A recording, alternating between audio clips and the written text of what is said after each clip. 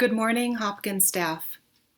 Welcome to this 2021 school year, a school year that we already know will be far from what we imagined. If you are viewing and listening right now, you are already taking the first step into this unprecedented year. And while this experience is virtual, it is not insignificant to note that we are all taking this first step together. This past Friday at our school board meeting, we presented details about our hybrid and distance learning models. It was a difficult conversation. We acknowledged the hundreds of emails received from teachers and staff, as well as parents and scholars.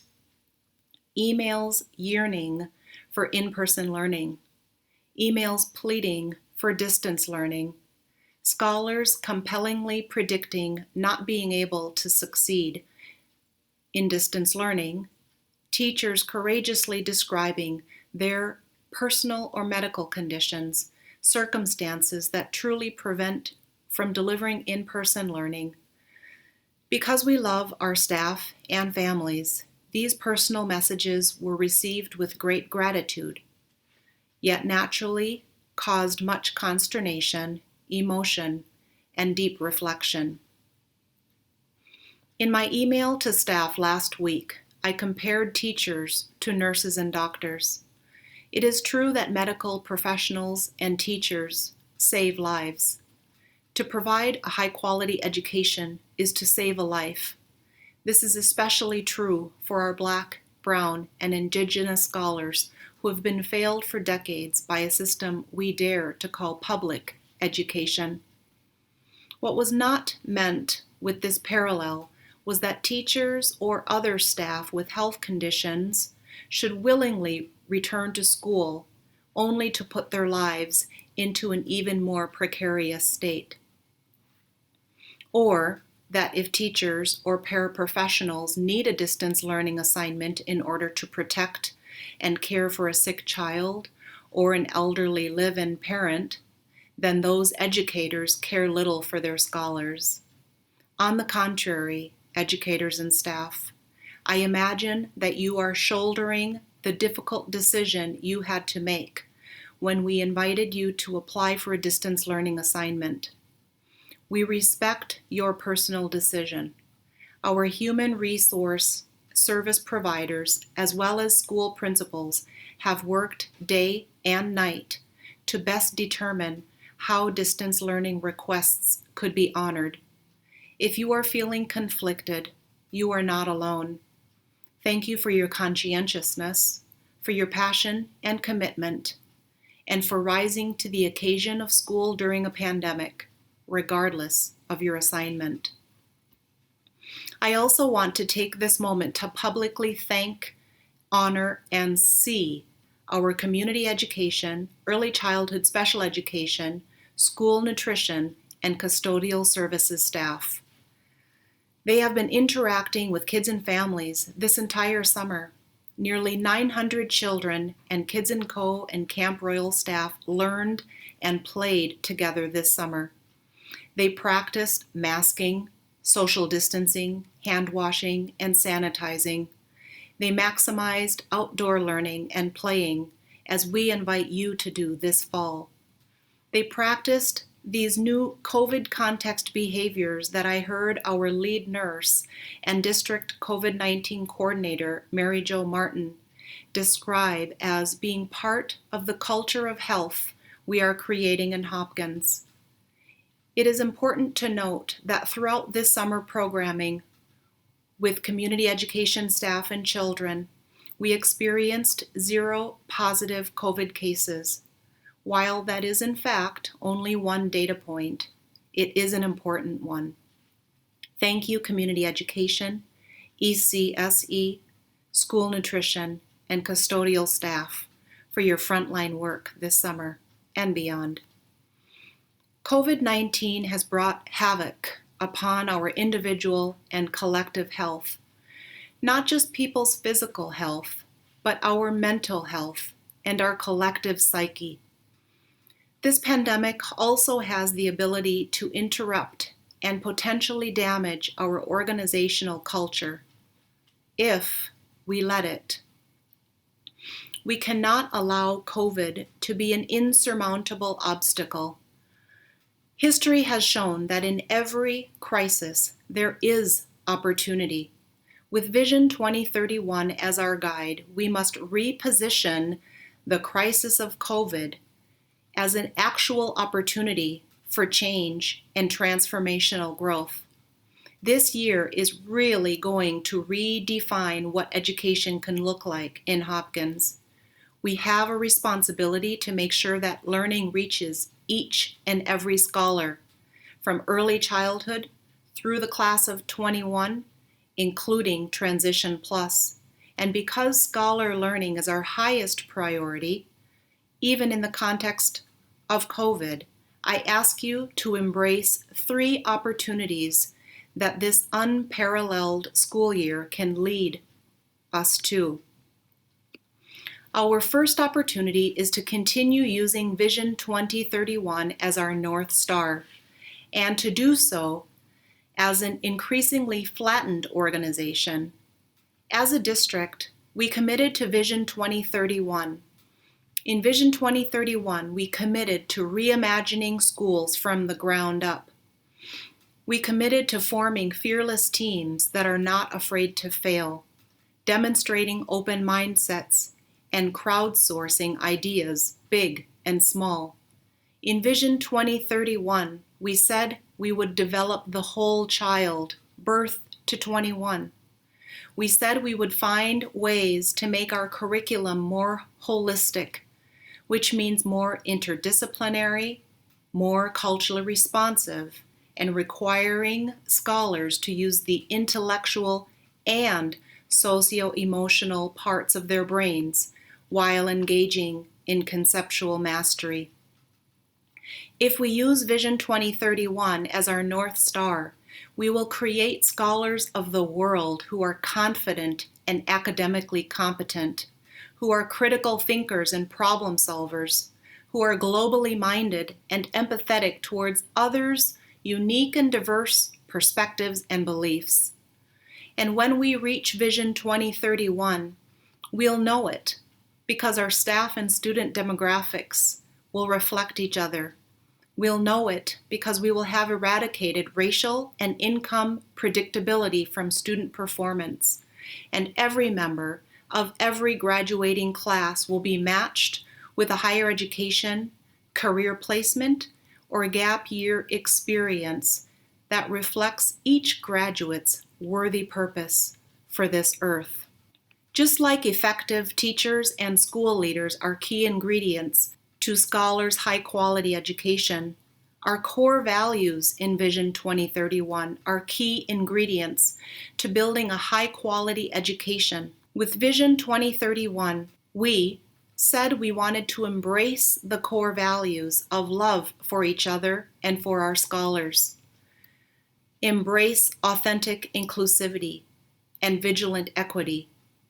We also said we value a sense of optimistic innovation. We value being intentionally adventurous. And last, but perhaps most important, we will demonstrate humility of heart. These are our core values in Hopkins, and I ask all of us to practice showing up with these values while exercising your role or assignment.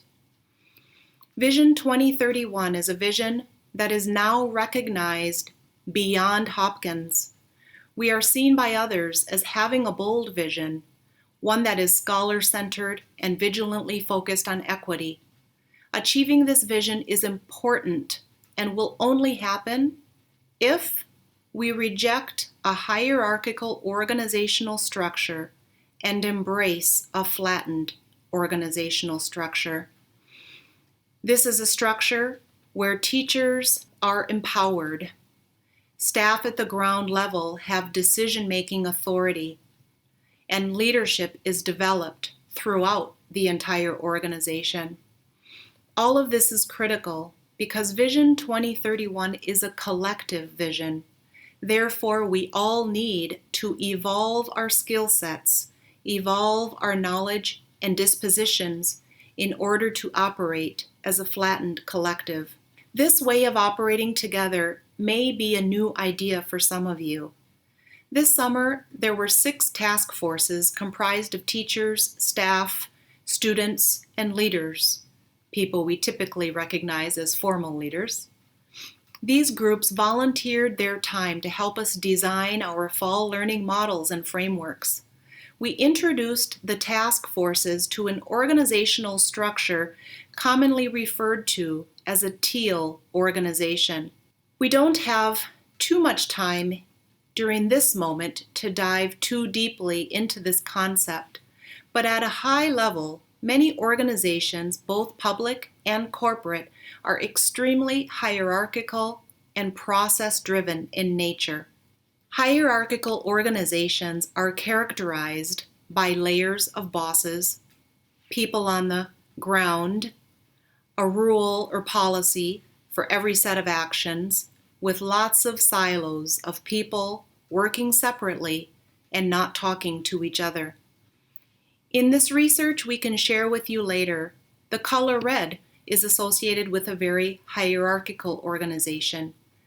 Contrastingly, a teal organization is more flattened. Employees engage in self-management rather than in being micromanaged.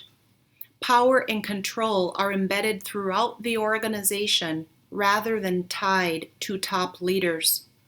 Decision makers are not designated by a title or where the individual's position falls on an org chart. Rather, those with relevance and expertise make key decisions after checking in with everyone who would be impacted by those decisions. In a teal organization, neither are leaders seen as having all the answers, nor do all of the answers come from the past. Rather, all employees work across role and domains, not to repeat the past, but to sense what the world is asking from them. We said that Vision 2031 is our critical response to an increasingly VUCA world, volatile, uncertain, complex, and ambiguous. Achieving Vision 2031 requires us to evolve our skills, knowledge, and dispositions to better operate in a VUCA world. We can do this by becoming a teal organization.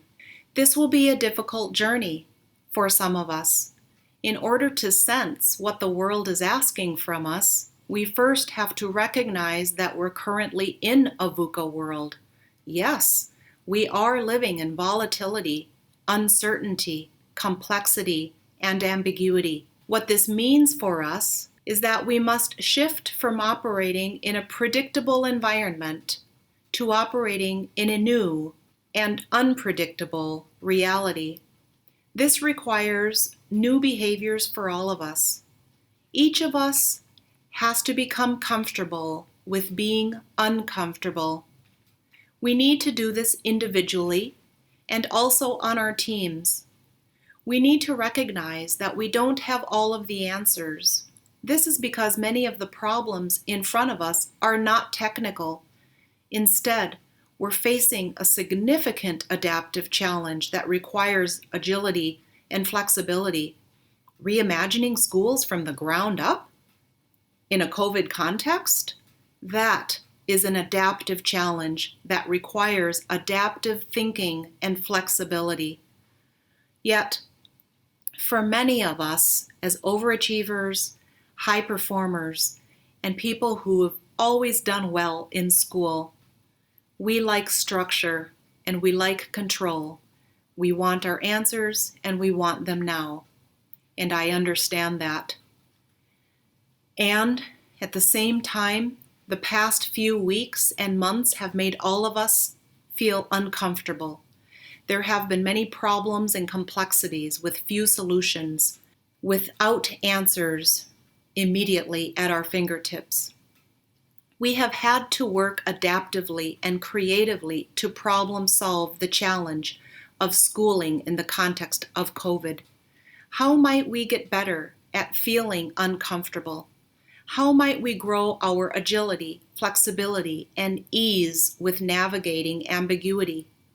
How might we rely less on leaders for answers and know the adaptive challenge is for all of us to solve together? These are questions we will explore this year as we work to flatten our very hierarchical organization and create space for everyone who has relevance and expertise. As I read about how teal organizations operate, I learned that teal organizations encourage people to show much more than their narrow professional selves. Teal organizations create an environment where people show up authentically, truly expressing themselves, and bringing unprecedented levels of energy, passion, and creativity to work. This brings me to the second opportunity our current crises yield for us. I pluralized crises because so far we have only talked about the global health pandemic. In our communications to staff and families, we have referenced a dual pandemic. Mr. George Floyd, rest in power, is seemingly the contemporary face of the pandemic of racial injustice. This pandemic of systemic racism has soiled this country not just since slavery, but since the genocide of the Native Americans and the American Indians who resided on and cared for this land. At our school board meeting this past Friday, 4 high school scholars presented their research and views on Hopkins deploying police presence in our schools.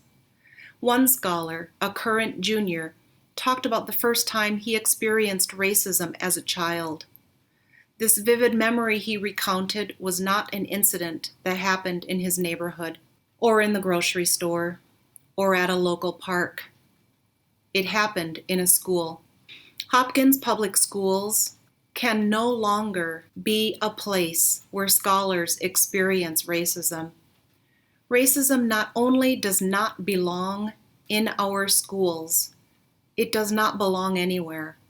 And in order to eradicate racism, we need to examine the role that whiteness plays in our macro system of white supremacy. As we intentionally work to turn crisis into opportunity, Hopkins Public Schools will work intentionally to become an anti-racist system. I am grateful to the members of the Anti-Racism Task Force, a group of more than 30, mostly teachers and students, who studied the 13 characteristics of white supremacy and used the research to inform an anti-racist learning framework with clear recommendations for our organization to follow. As author and professor Ibram Kendi notes, it's not enough to simply be not racist. The opposite of racist isn't not racist, it is anti-racist. Being anti-racist means actively fighting against racism rather than passively claiming to be non-racist. Researchers who have studied what it means to be anti-racist explain that it is not the responsibility of people of color to fix racism or to explain to white people how not to be racist. Rather, anti-racism requires an understanding of history and an understanding of how people of color have been historically and systematically impacted by racist institutional policies and human practices. As Kendi asks, why are Black and Latino people during this pandemic less likely to be working from home, less likely to be insured, more likely to live in communities that lack access to advanced emergency care, and more likely to live in neighborhoods that are polluted?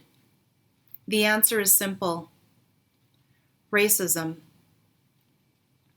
In Hopkins, we talk extensively about our diversity and we celebrate it with great pride. And at the same time, some students have shared stories of feeling invisible, sensing low expectations, and experiencing differential treatment. Some of our staff of color worry about similar things.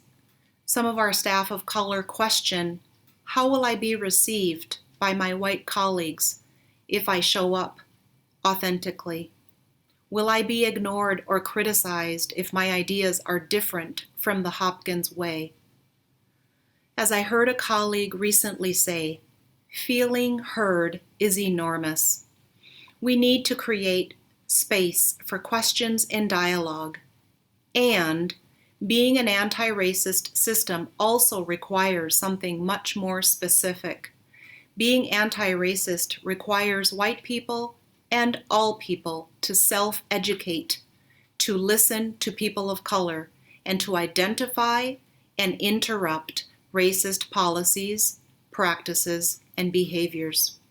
Like Vision 2031 is not something we will achieve overnight. Becoming anti-racist is a journey that begins with self-reflection. Without blame or shame, we must recognize that we were conditioned to operate within a system of racism that pervades throughout every aspect of our daily existence. Yet, each of us still has the responsibility to engage in self-education and self-analysis. When have I contributed or reinforced a racist policy or practice? What can I do to more deeply examine my racist beliefs? For myself, I recognize the privilege of being light-skinned, well-educated, and being in a role that is given formal authority. If you are white, or if you are privileged in another way, I ask you to engage in the same self-analysis, to see your own privilege, and to examine your whiteness. We all, in our divergent and unique walks of life, will benefit from Hopkins becoming anti-racist. For scholars and staff in the LGBTQIA+ community, for scholars and staff who are religiously, linguistically, and/or neurologically diverse, becoming a teal organization where all voices are heard and included, and becoming an anti-racist system where Black and brown folks are uplifted, we will all benefit. Let's do what we ask of our scholars and demonstrate empathy toward one another as we begin this important journey together. As I begin to close, there is a third and critical opportunity the crises of the dual pandemics yield for us. This opportunity is one of seeking wellness. I want to thank members of the Staff and Student Wellness Summer Task Force for creating a wellness framework for all of us to follow. The framework defines 4 cornerstones of wellness: mental health and accessible support for all, physical health and safety for all, deepening interracial dialogue through courageous conversation, and embracing opportunity for growth. The Wellness Task Force, through their extensive research, suggest a trauma-informed and anti-racist approach to adult and scholar wellness across all Hopkins schools. While it is obvious we would seek wellness during this pandemic, we may inadvertently find ourselves so worried about contracting the virus that we completely overlook the opportunity for mental wellness and self-care.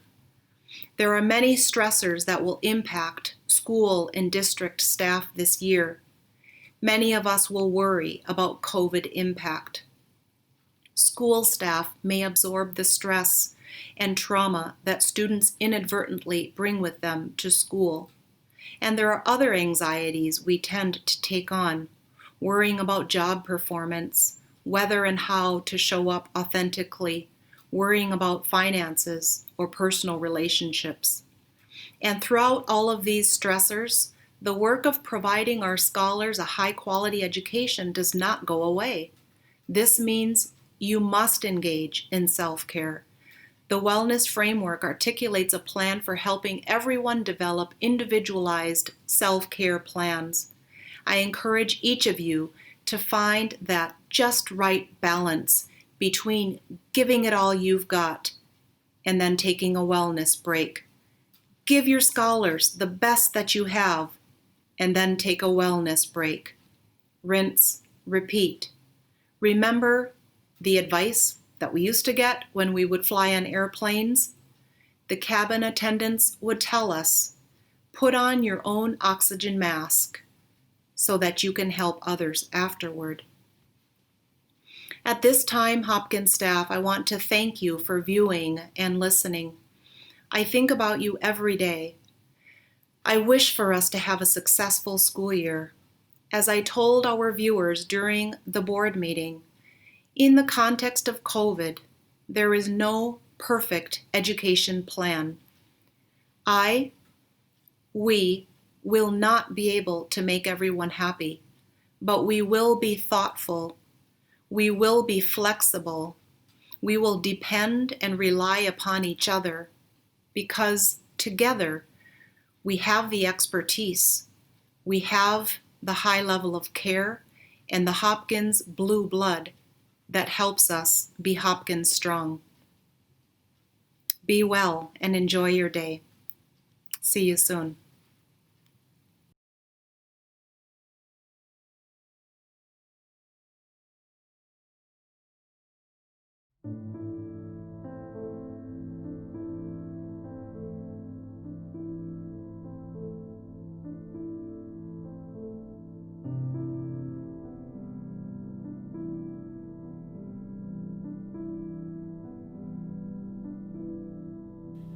I am a black hijabi in the 8th grade. My hijab was ripped off in front of everybody. I was so embarrassed, I walked up to be excused when the substitute told me to keep it down, even though he saw what had happened. I was humiliated and hurt.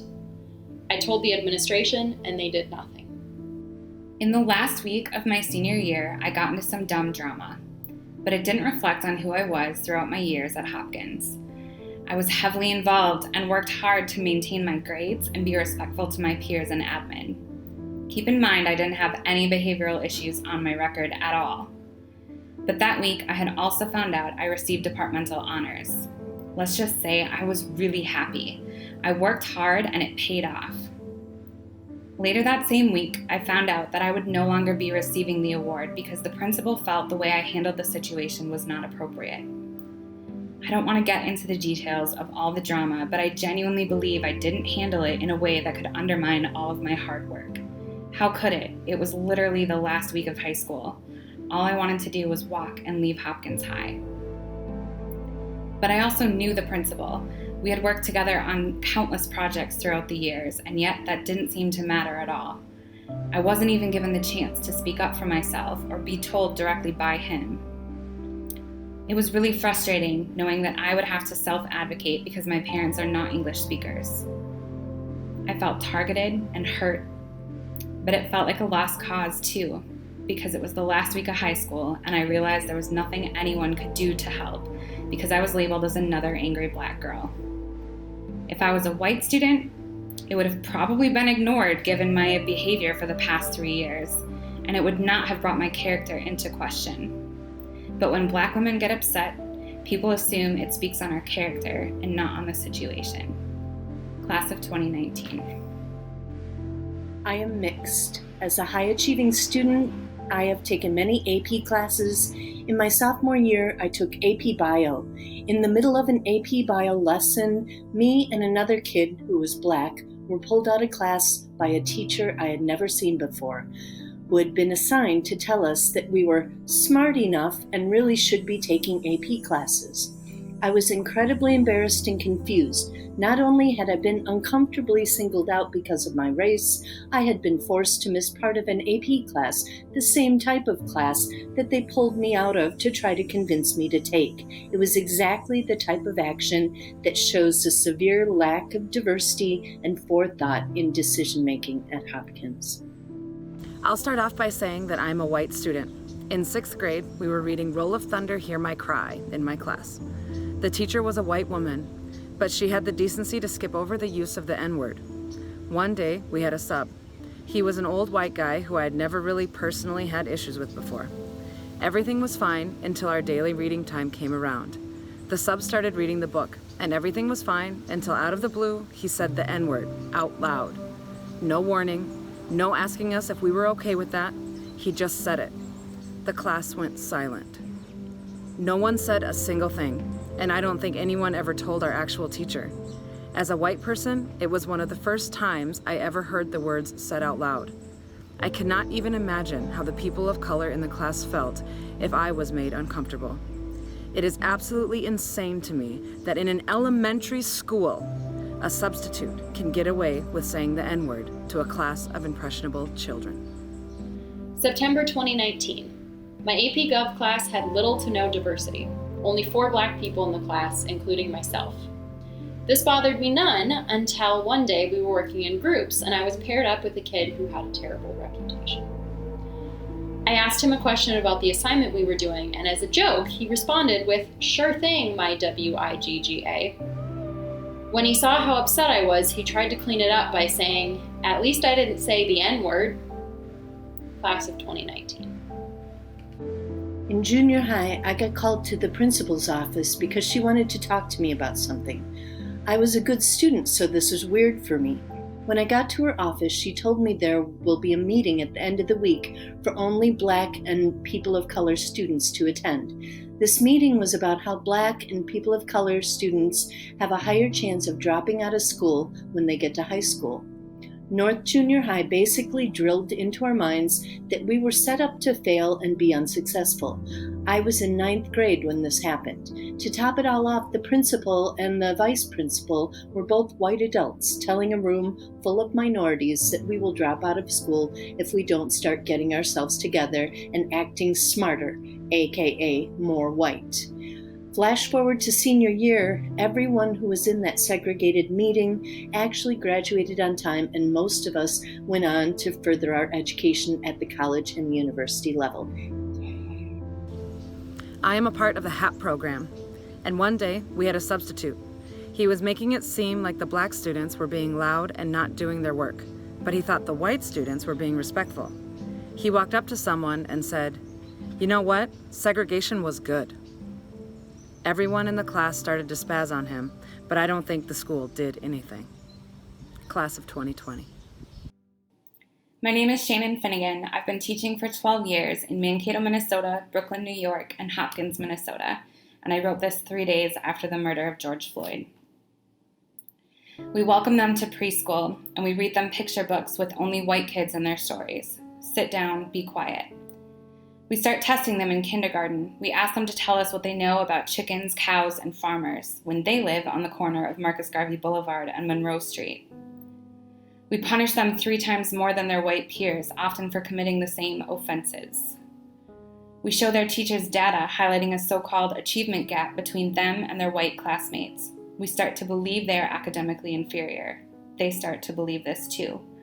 Sit down, be quiet. We send them to school in old, decrepit buildings with fewer resources, no air conditioning, and disgusting food they call free-free. We greet them at the door with metal detectors and school police officers. Sit down, be quiet. We teach them about the achievements of the European Renaissance, the Enlightenment, and the American Revolution. We ask them to read the Constitution and the Declaration of Independence as examples of America's greatness.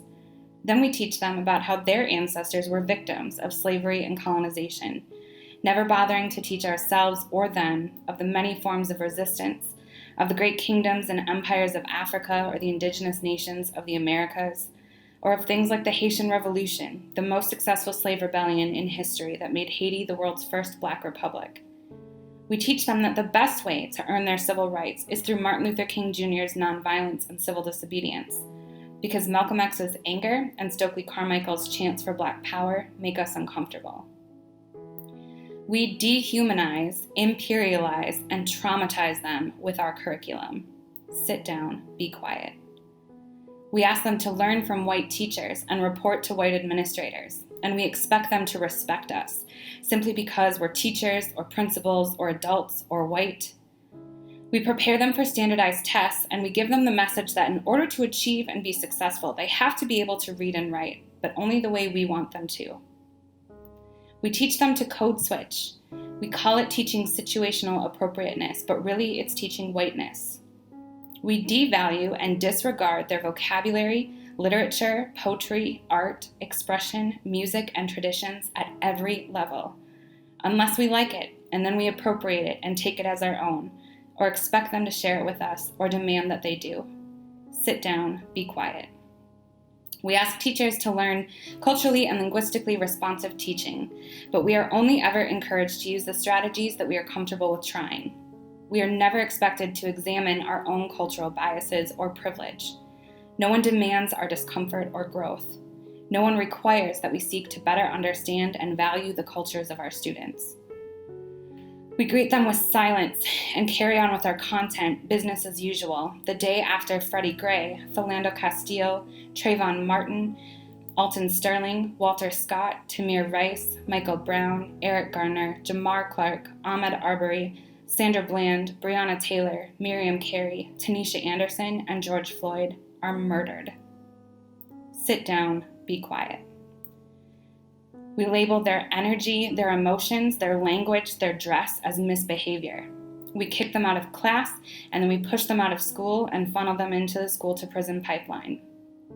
We blame their misbehavior on their parents, their families, their neighborhoods, their poverty, their choices, instead of teaching them about all of the historical reasons why they are so rarely given choices, instead of recognizing their misbehavior as a reaction to their systemic and consistent oppression, instead of recognizing struggles with mental health as we so easily do in white students, instead of critically examining our own culturally based ideas of misbehavior.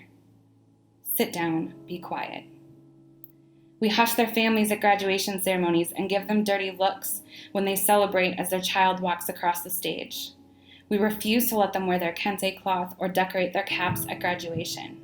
We encourage them to go to college when we know it doesn't matter how educated they are, because they can all, each and every one of them, still be stopped and frisked because they looked suspicious, pulled over because they fit the description, falsely accused, incarcerated at rates 6 times higher than white people, murdered for driving a nice car, reaching for their license, going for a jog, selling cigarettes, writing a check, standing in their backyard, sleeping in their own damn house.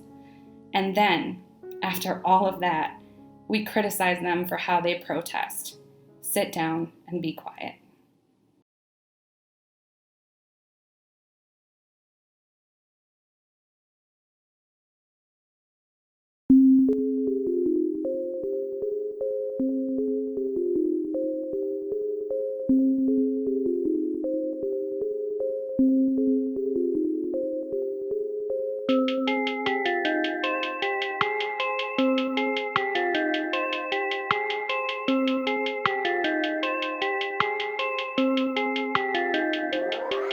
From the H to the D, on the flow it became Freedom Zeno.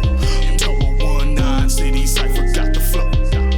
Tower 19 City Cypher, let's flow. Building, shaking, bodies quaking. All my haters now just waking while I'm waiting on my bacon. Cause I'm cooking, I be baking. Every beat that I bounce on be getting bodied, disembodied. Rip this game to shreds, y'all don't wanna come through my lobby. This my hobby, y'all just pawns in my world. You can call me Bobby, you brainless, walking like a zombie. I'm famous, can you please get off me? Running it up, now we in the whole city. It's 2019 and that's just the beginning. I do not do losses, I only know winning. Hitting it home, only take me 9 innings. We never strike out, every show that we do is finna be sold out. Enemies back down, transforming the game like it's Autobots roll out. So fly, call me Bumblebee. Black and yellow on some Wiz Khalifa. 95, never take no leave. When we roll a mask, call it Christmas Eve. All 2019, it's gon' be me, it's gon' be the team. They don't like what they see. Too much color on the screen. Too many brothers on the scene. I don't care what y'all think. Only one in this ring. They used to let it call me king. Now they have a problem cause I'm solving every situation with my blackness. Giving access to the black kids, they should have this. This is our dream.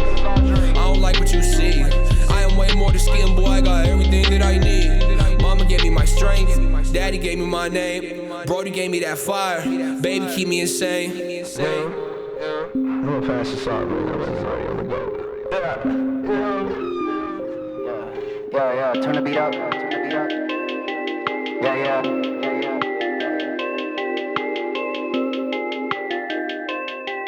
Hey, hey, hey. I need a countdown. I'm about to go lift off. I'm leaving everybody that been doubting me. Hope they get pissed off. I'll wait till the sun sets. Light up the sky when I gleam. Swear it's a great occasion. Need a destination. Got a couple tickets to redeem. I'm on the rise. 2020 on the prize. Anything else set aside. Stick to the code. Ain't no time to reply. Put on for soda. That's where I reside. I swear to God we going up. Competition out of luck. Mix the pot. I fill the cup. Will it ever be enough? They don't know about the kid. They don't know who I is. Midwest on my sleeve, coordinating with the kicks. It's really just me and my team, and all of us always equipped. They don't get what I'm saying, y'all don't get what I'm saying. They can sleep, man, we'll let them snooze. Been up for a week now, making these money moves. Came for the dirt now, rocking my muddy shoes. They don't get what I'm saying, y'all don't get what I'm saying. From the H to the D, on the flow, it began freedom Zeno. Number 19 city cipher got the flow. From the H to the D, on the flow, it began freedom Zeno. Number 19 city cipher got the flow. 19 city cipher, let's go.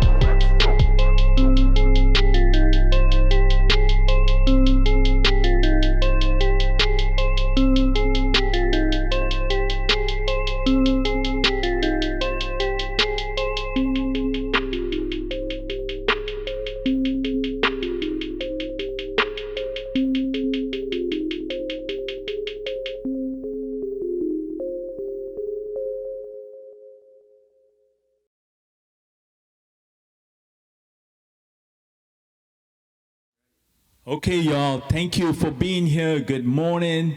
Good morning. Since I'm introducing myself, I'm going to say my name is Raj, right? And some people call me Dr. Raj, right? I'm a faculty member at Metropolitan State University, right, where I teach in the criminal justice and law enforcement area, right? I'm a recovering criminologist, as I say, right? And I also do this work across the country, across the state, right? And I love the idea of helping communities to build that sense of belonging, right? So it is a lot of restorative work, a lot of equity work, a lot of building community, resolving conflicts, right? And bringing us together so that we can continue to thrive, right? So the idea is about thriving and not just simply growing. So with that, we'll begin. Thank you.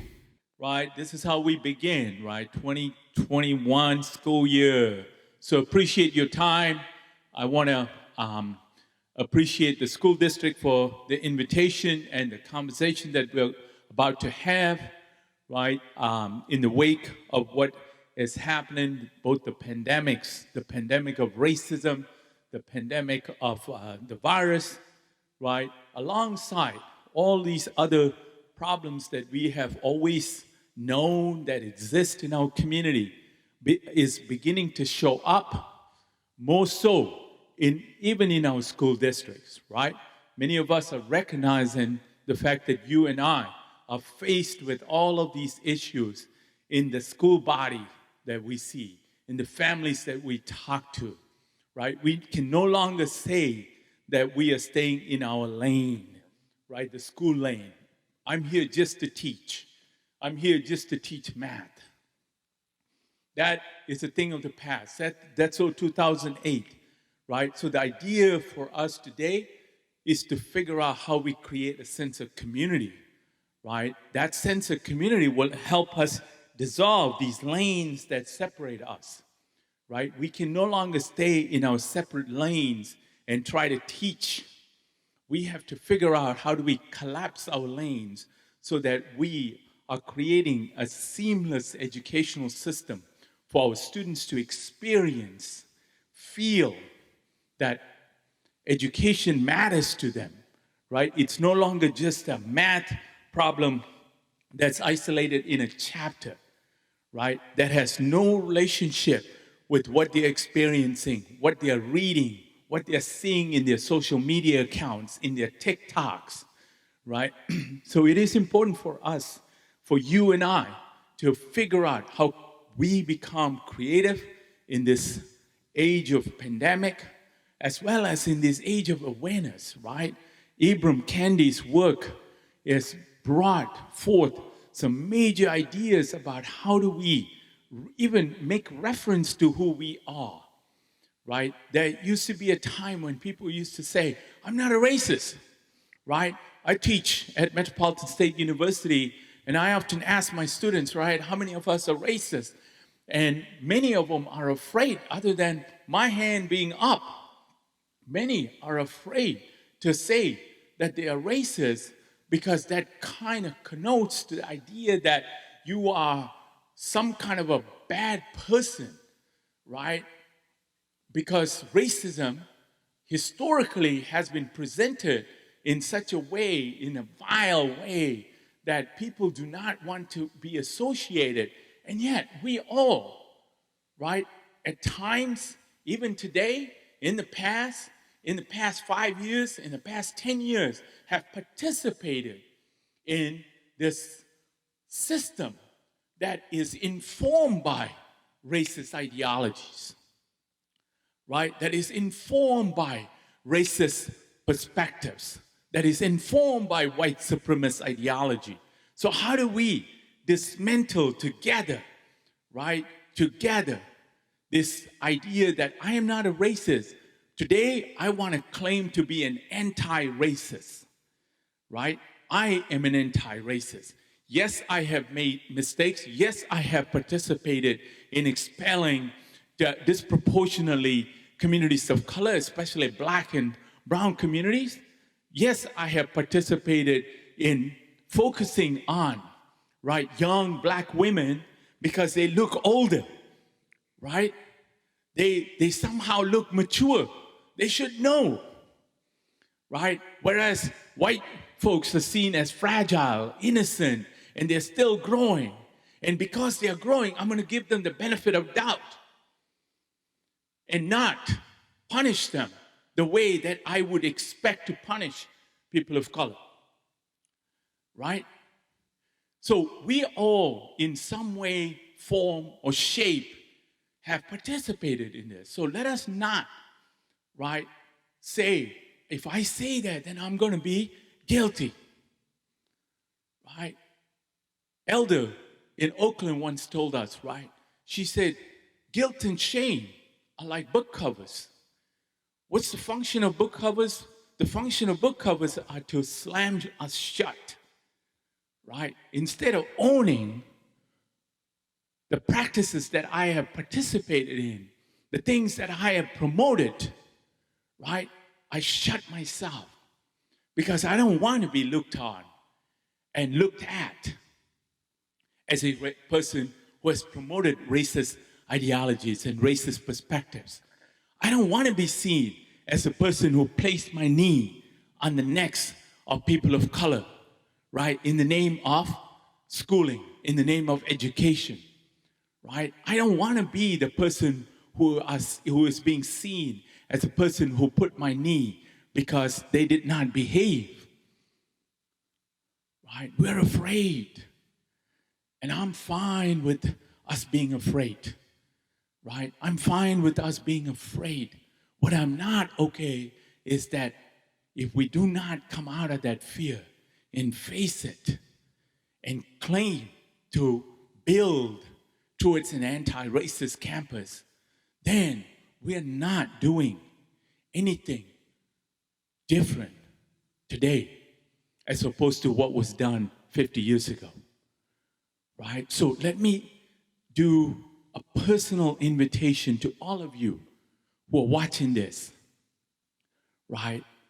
To step out and figure out ways in which you are proponents and truly appreciative of an anti-racist campus. Many of us have entered into this space, right, since May 25th, and said, something is wrong. When you saw that knee being placed on Brother George Floyd, you were hurt. So some of us bought some books, formed a book club. Some of us went to do some marches. And others of us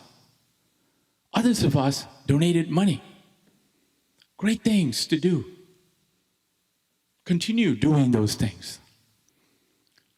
But all of those things are about yourself. Right? It is about us feeling good. I want you to feel good about your work. I want you to know that that matters.